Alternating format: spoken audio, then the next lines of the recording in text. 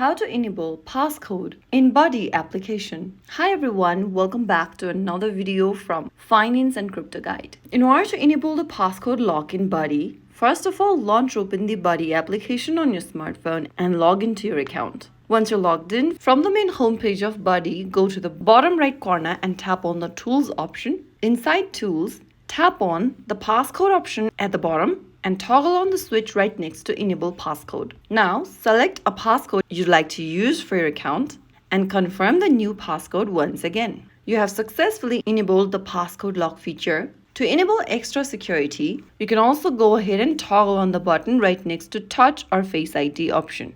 So there you have it. You can now close the app completely and reopen it again.